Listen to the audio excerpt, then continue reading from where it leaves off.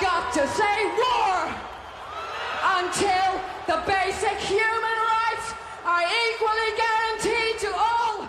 The music industry celebrated female pioneers who shattered glass ceilings and redefined genres. These women commanded stages, dominated charts, and inspired generations. But fame's spotlight can burn, and one moment can unravel decades of achievement. Here are 12 female artists who ruined their legacy. Number 12, Sinead O'Connor. Nothing compares. Nothing compares. The Irish singer's SNL appearance in October 1992 demolished years of credibility. After performing an a cappella version of Bob Marley's War, she held up a photo of Pope John Paul II, tore it into pieces, and declared, "Fight the real enemy," directly into the camera. NBC received nearly 1,000 complaint calls within hours. Radio stations pulled her music immediately. The Madison Square Garden crowd booed her off stage 2 weeks later at a Bob Dylan tribute. Record sales plummeted. She'd sold over 7 million copies of her previous album, I Do Not Want What I Haven't Got. The next one sold a fraction of that. The Vatican controversy overshadowed her 4-octave range and songwriting genius forever, even as O'Connor herself maintained the protest was one of the best decisions of her career. I don't know no shame, I feel no pain, Number 11, Janet Jackson. Can't stop thinking about the things we do. The 2004 Super Bowl halftime show incident made Janet Jackson the most searched person and term of 2004 and 2005, and it broke the record for most searched event over one day. It also became the most watched, recorded, and replayed television moment in TiVo history. CBS's parent company Viacom enacted revenge on Jackson by essentially blacklisting her, keeping her music off MTV, VH1, and all radio stations under their corporate umbrella. Jackson's 8th album, Damita Jo, released a couple of months after the halftime show, floundered amid the controversy as MTV and VH1 seemed to avoid playing her videos. In 2018, Timberlake returned to the Super Bowl to headline that year's halftime show. Jackson, meanwhile, has spent years rebuilding her standing. The 9/16 of a second destroyed 15 years of a carefully crafted reputation.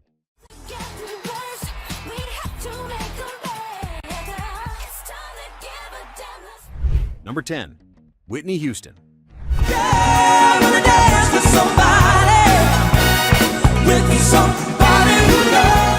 Whitney Houston was a shining star with a squeaky clean image through much of the 1980s and early 1990s. But by the turn of the century, her reputation had deteriorated, and her marriage to singer Bobby Brown was tabloid fodder. Brown was abusive, and allegations of drug use stalked Houston until her death in 2012. The 2002 Diane Sawyer interview exposed the chaos, with Houston denying crack use specifically. Her line, "Crack is whack. I make too much money to smoke crack," became a cultural shorthand, even as she admitted to using cocaine and marijuana. Let's get that straight, okay? We don't do crack. We don't do that. Crack is whack. Concert cancellations multiplied. Her voice, once called perfection incarnate, deteriorated audibly. The 2005 reality show Being Bobby Brown horrified former fans with erratic behavior. Her downward spiral continued after her divorce from Brown until her death in Beverly Hills. The autopsy revealed cocaine among other substances in her system.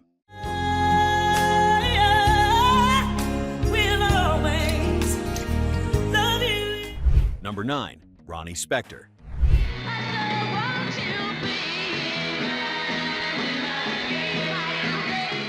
Throughout their marriage, Ronnie recalled facing physical and emotional abuse, with Phil forbidding her from recording music, locking her in the house, and threatening to kill her if she ever left without his permission. According to Spector, her husband sabotaged her career by forbidding her to perform, and she escaped from the mansion barefoot with the help of her mother in 1972.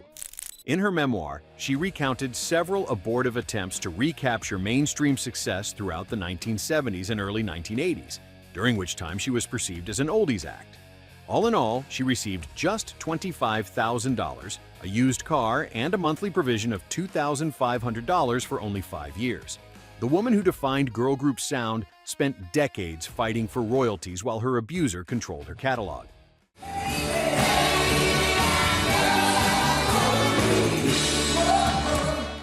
Number 8. Lisa Lisa. I think I love you from head to toe. The Cult Jam frontwoman dominated dance floors from 1985 to 1991. Approximately 6 top 40 hits, platinum albums. Then she parted ways with Full Force, the production team behind every success. Her 1994 album Without Them, released on Pendulum Records, sold only a fraction of her previous work.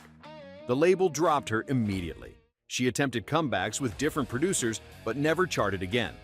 By 1995, she was performing at shopping malls. The woman who influenced Janet Jackson and Paula Abdul became a nostalgia act. Her decision to abandon the winning formula killed a guaranteed hit-making machine. Industry insiders called it one of the most damaging career moves in freestyle history. She tours state fairs now, performing the same songs Full Force created 30 years ago. Before we continue, which female artist controversy shocked you most growing up? Did you destroy any CDs after an artist disappointed you? Drop a comment and let us know where you're watching from. All I want is love, let the beat hear that. Number 7. Grace Slick.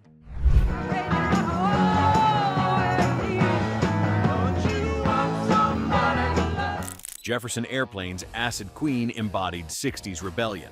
Somebody to Love and White Rabbit defined psychedelic rock. But alcohol transformed her from icon to embarrassment. The 1978 Hamburg concert ended with Nazi salutes and slurred German profanities. The band fired her twice. She performed drunk on national television multiple times. Rolling Stone documented her throwing bottles at photographers. By the mid-1980s, even Starship wouldn't tolerate her behavior. The MTV generation knew her only as a bloated, incoherent mess. She quit music entirely around age 50, admitting alcohol destroyed her credibility. The woman who performed at Woodstock became rock's most visible cautionary tale about substance abuse.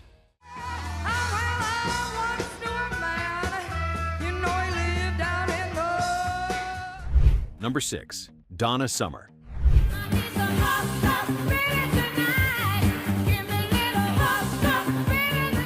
The Queen of Disco ruled the 70s. 14 top 10 hits, 5 platinum albums, MacArthur Park defined an era. Then came the 1983 Atlantic City concert. She allegedly told the audience that AIDS was God's punishment for homosexuality. The gay community, her original champions, abandoned her overnight. Gay clubs banned her music. ACT UP organized boycotts. Radio stations pulled her songs. She denied, making the statement for the rest of her life. But the damage was permanent. Record sales vanished. Her label relationship deteriorated. The woman who created Love to Love You Baby for gay dance floors became their enemy. She spent decades trying to repair the relationship. Even her 2012 death didn't fully restore her reputation. Romance tonight. Number 5. Nina Simone. Love me and leave me and let me be lonely. You won't believe me, but I love you only. The High Priestess of Soul commanded respect. 15 albums, civil rights anthems, classical training that began at the Juilliard School. Dedicated to her beliefs of justice and empowerment, Simone left the United States in the 1970s and sharply criticized the country from afar because of its racial injustices. Her performances became political lectures. She berated audiences for not understanding her message. In 1995, she was arrested by French police after shooting a neighbor's son with an air gun at her home in southern France, claiming his laughter was disturbing her concentration. Record labels refused to work with her. By the late 1990s, she was performing in half-empty clubs. The woman Martin Luther King Jr. called essential died bitter and isolated in France. Her genius drowned in anger. Before we continue, remember when artists kept politics off stage? Which controversial moment changed how you saw your favorite performer? Tell us your story in the comments below. 'Cause it soothes me, it moves me. It soothes me, it moves me. Number 4. Chaka Khan.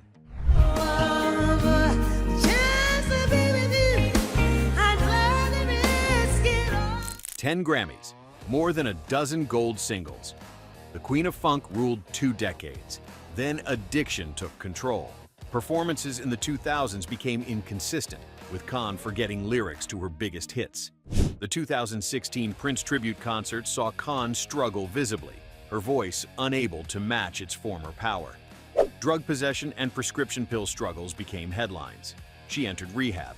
Promoters required sobriety clauses in contracts. The woman who inspired Whitney Houston became a liability. The funk goddess who defined sophistication became tabloid fodder.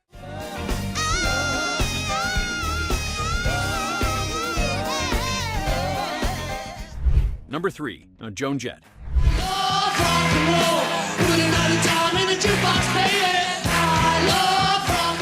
The Blackhearts leader created 3 decades of rock anthems.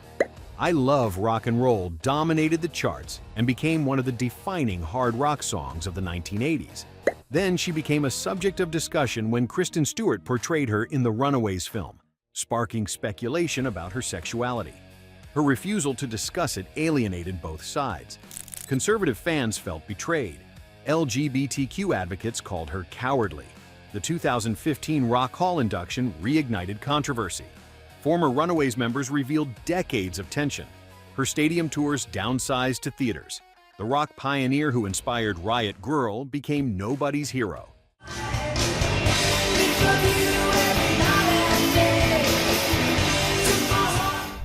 Number 2, Tiffany. We're alone now. There doesn't seem to be anyone around. The Mall Tour Princess owned 1987. I Think We're Alone. Now topped charts globally when she was just 16 years old. Could have been followed immediately. Approximately 7 million albums sold. Then she posed for Playboy at age 30. The teenage fans who'd grown up with her felt betrayed. Parents who'd trusted her wholesome image were disgusted. MTV refused to air her new videos. Radio ignored her singles. She attempted reality TV with Celebrity Fit Club and other projects. Nothing worked. The mall tours that made her famous became her only income. She performs to nostalgic crowds, forever frozen as a cautionary tale.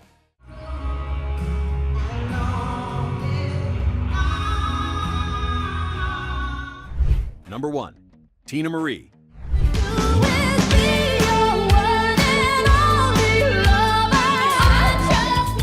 The Ivory Queen of Soul deserved better. 4 octaves, self-produced albums.